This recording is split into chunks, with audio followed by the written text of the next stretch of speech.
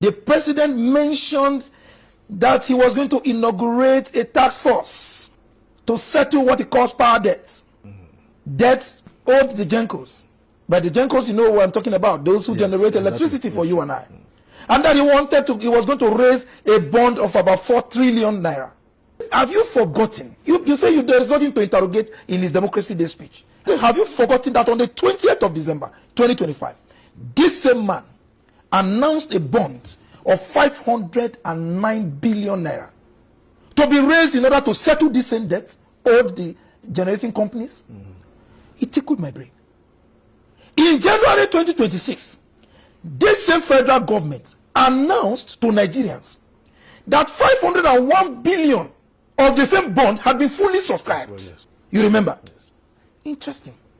And in April 2026, His Excellency Atiku reminded me that in April 2026, President Bola Ahmed Tinubu approved an intervention fund of 3.3 trillion to clear the same debts. Now, less than 2 months later, on the 12th of June 2026, the same man mounts the podium to address a nation that is in crisis, a nation whose people are pauperized, a nation whose people are in captivity, a nation who a majority of his people and their families have been abducted. He tells us that he needs to raise another 4 trillion to pay the same Gencos.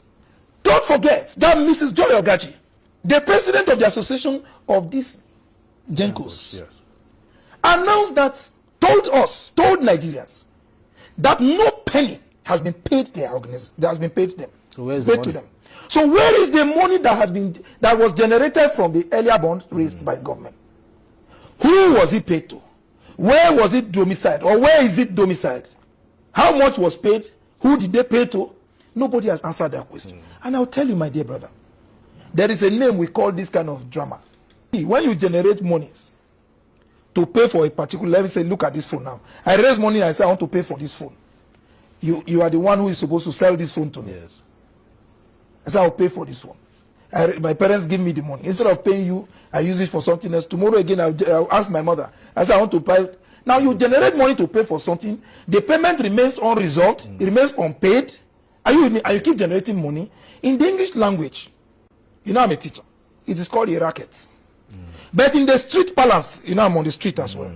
We call it Yahoo Yahoo. But in this Tinubu government, it is called a reform.